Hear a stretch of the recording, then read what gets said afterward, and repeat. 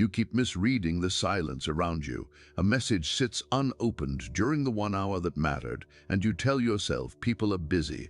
A promise is moved to later without explanation, and you call it timing. You arrive at a table, a meeting, a room full of familiar faces, and nothing in the atmosphere changes. No posture adjusts, no voice lowers, no plan is reconsidered. Your presence enters the scene the way furniture does, noticed only when it blocks movement. That is not oversight, it is classification. You were not placed among the dangerous, you were placed among the available. In every hierarchy, the same judgment is made long before it is spoken. Can you be delayed? Can you be interrupted? Can you be forgotten without consequence? The answer has already been taken from your life in small administrative gestures. The unread message, the deferred invitation, the apology that never arrives because nobody expects payment to be required. You thought affection would cover what power did not, but affection without cost is merely convenience with a warmer name. Watch the meeting more carefully. Someone speaks over you mid-sentence, not with anger, not even with intent, and nobody in the room corrects it. Your point disappears, then returns from another mouth 5 minutes later with stronger reception. People nod, notes are taken.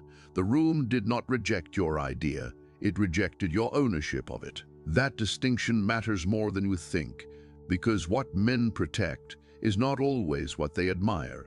Often they protect only what is expensive to offend. Later, at a gathering, a joke is made at your expense, soft enough to pass as harmless, public enough to be recorded in memory. You smile because resistance would look fragile. They smile because your restraint confirms something. Not that you are mature, not that you are secure, something worse. That your boundaries can be crossed without changing the emotional weather of the room. And that is where fear begins. Not in shouting, not in threats, but in the opposite condition. In the calm certainty that your absence requires no correction. Those who are feared bend schedules without asking. Their lateness is explained for them. Their displeasure edits the rhythm of conversation. A delayed reply from them creates tension. A delayed reply to you creates nothing. You are the one who adjusts, follows up, clarifies, waits. You call this loyalty. Others call it safety. There is always a moment when you almost escape the truth. Someone says they value you. Someone tells you not to overthink it. Someone assures you that closeness matters more than force. For an instant, the insult looks accidental. The distance looks temporary. The deferment looks innocent. Then it happens again. Another critical hour passes, another interruption lands, another plan moves forward without your name, and the pattern reveals what sentiment concealed. Love does not secure position, familiarity does not preserve rank, and being liked does not make you costly to lose.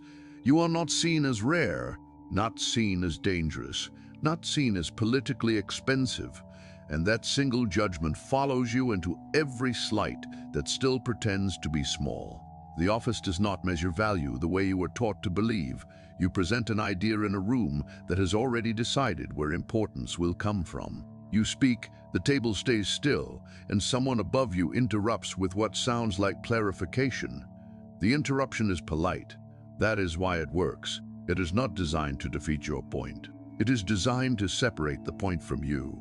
10 minutes later, the same idea returns in a stronger voice, wearing a different title, and the room suddenly understands its brilliance. Heads lift, notes are taken, approval appears on cue. You call it politics because the alternative is worse.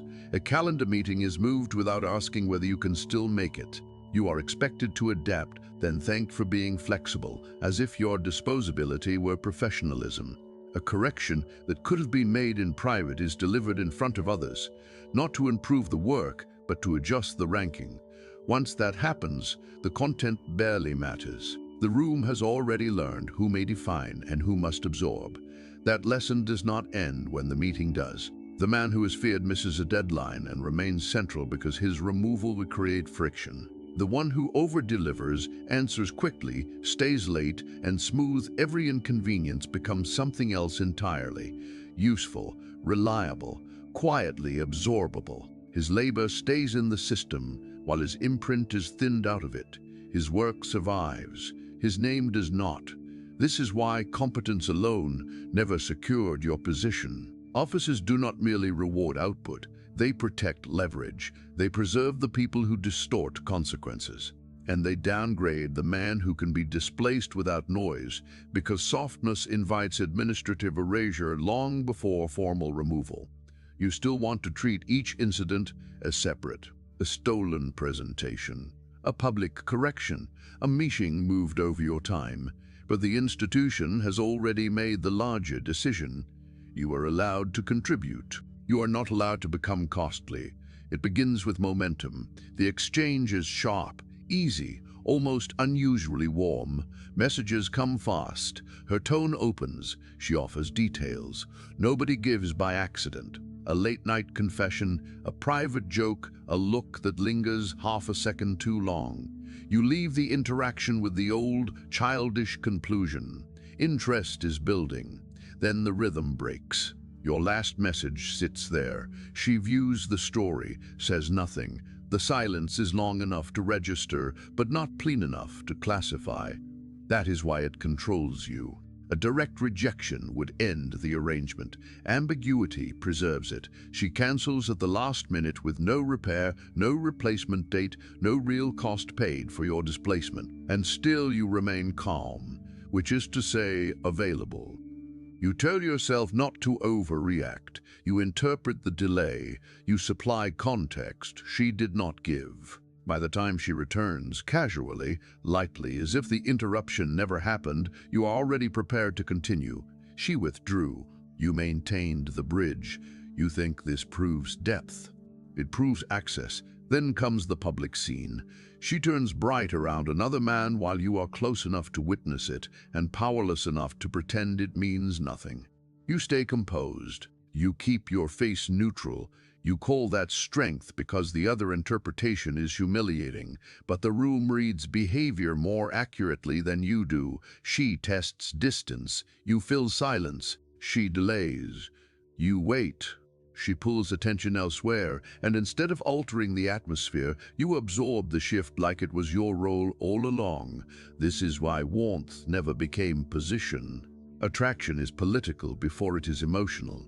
It does not move toward the kind, the consistent, or the sincere by default.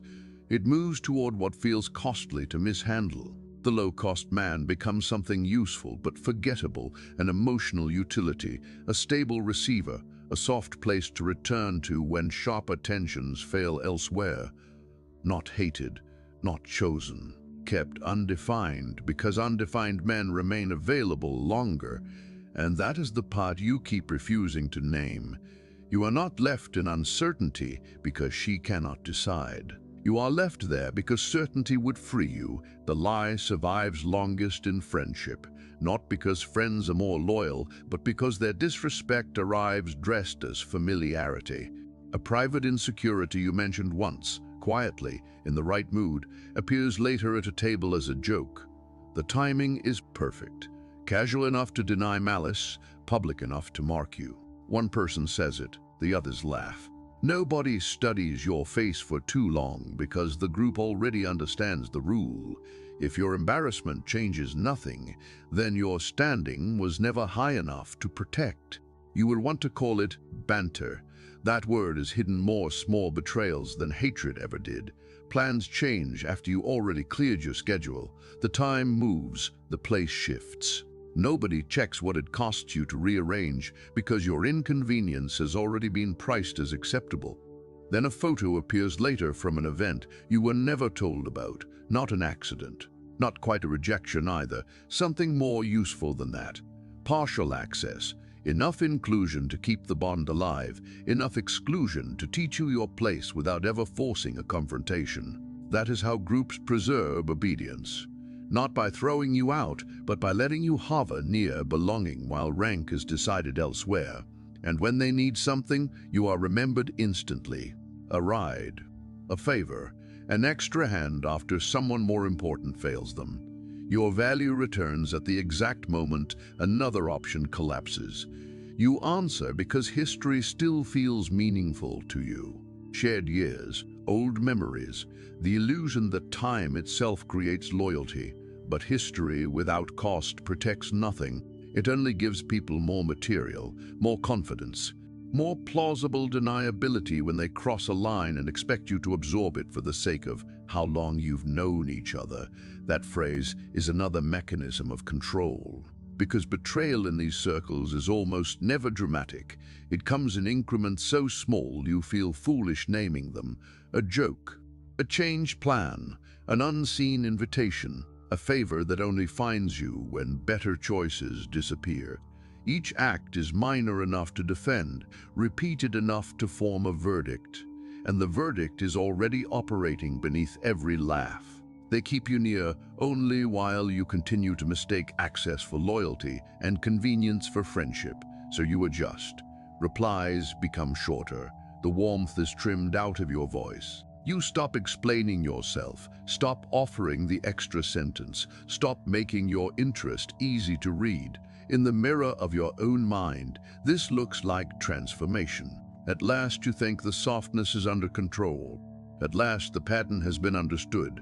You delay a response on purpose, let the message sit, and wait for the shift you were promised would come. Nothing comes. No second text, no change in tone, no small instability to prove your absence registered. The silence you call discipline is received as convenience. You thought restraint would create tension. Instead, it simply reduces your visibility. Then you skip an invitation once. No excuse, no eagerness, no attempt to preserve the mood. You tell yourself this is correction. Let them feel the missing space. Let the pattern break. But the evening moves on untouched. Photos appear. The table fills. The laughter organizes itself without difficulty. Nobody reaches out to ask where you are. Nobody repairs the gap. And the humiliation is sharper because it arrives disguised as composure. You mistake numbness for elevation. At work, you withhold enthusiasm in a meeting. No fast follow-up, no extra clarification, no eager effort to keep the room aligned. You sit back, you observe. You decide not to overperform for once. The result is immediate and surgical. The discussion moves around you as if you were never a central part of it. Another voice occupies the space you thought you were reclaiming. You did not become harder to manage. You became easier to bypass. That is the part false adaptation hides. Externally, nothing has reversed. Only your self-image has changed. You feel colder, but the structure does not care how you feel. It responds only to force, friction, consequence. And your new distance carries none of these. There is no cost behind it. No atmosphere bends around your withdrawal. No schedule distorts. No one grows careful. Then comes the final experiment. You stop initiating. No check-ins, no suggestions, no casual bridges built to keep the connection alive.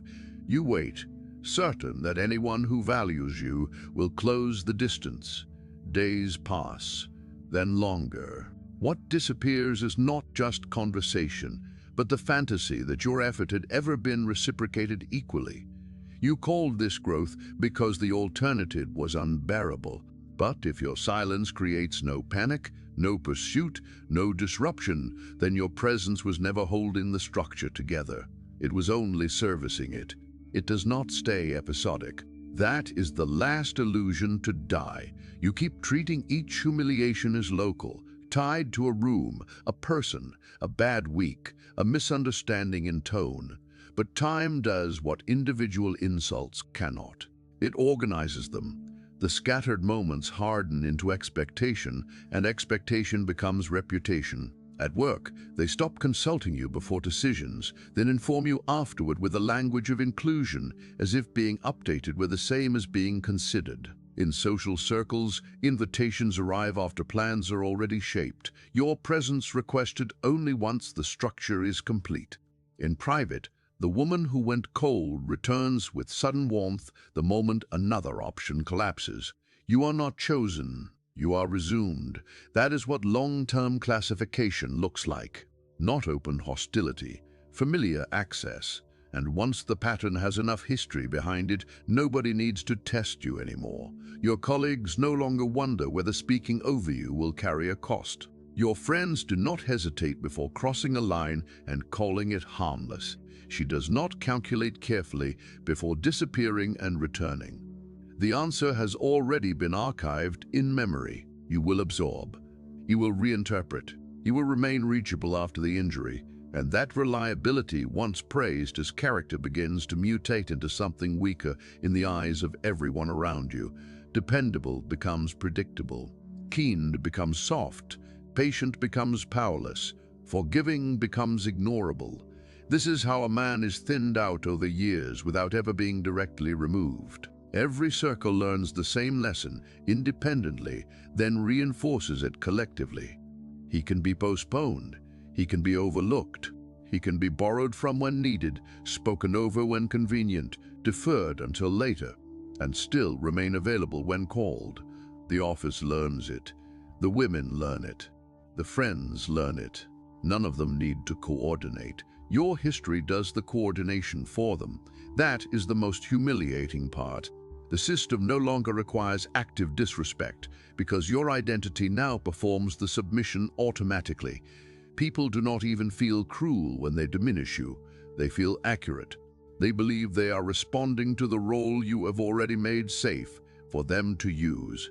A man who forgives without negotiation teaches others that nothing essential will happen when he is crossed. So the category stabilizes, not in one dramatic betrayal, but in a long administrative decay where every delayed reply, every afterthought invitation, every convenient return, every casual assumption writes the same conclusion over your name again and again. And after enough years, the real question is no longer whether they will cross the line. It is whether any line still exists where they believe you can no longer be crossed. Now the separate humiliations begin to close in on each other.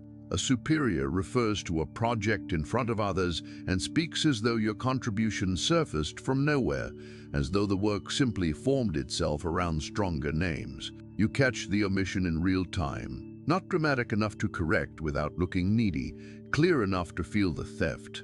Later that same week, the woman who vanished without explanation returns with casual warmth, as if distance were a minor scheduling issue instead of a verdict.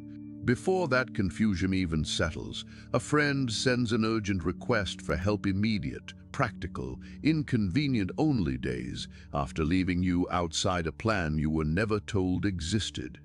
3 scenes. 3 circles, 1 conclusion.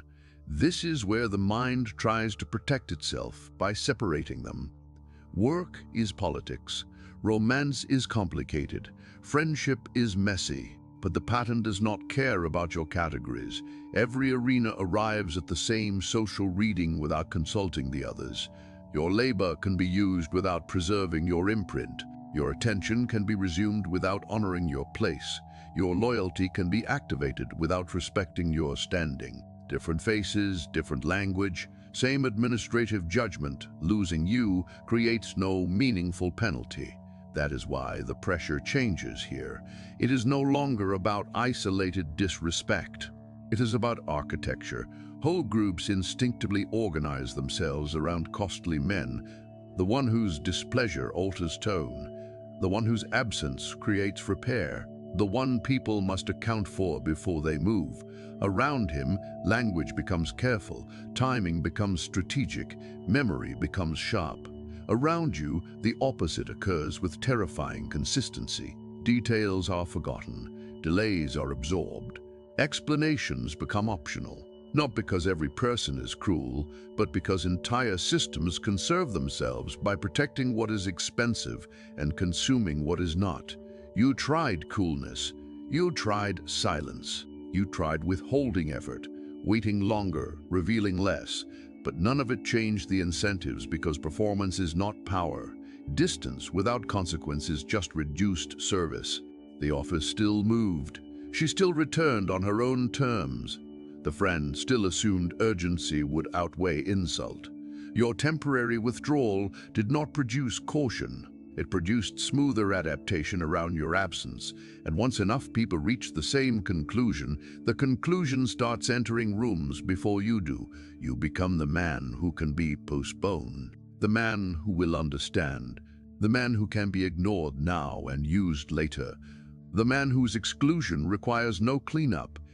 That is the integration you kept postponing. Not that you were abandoned by chance, but that abandonment kept proving affordable.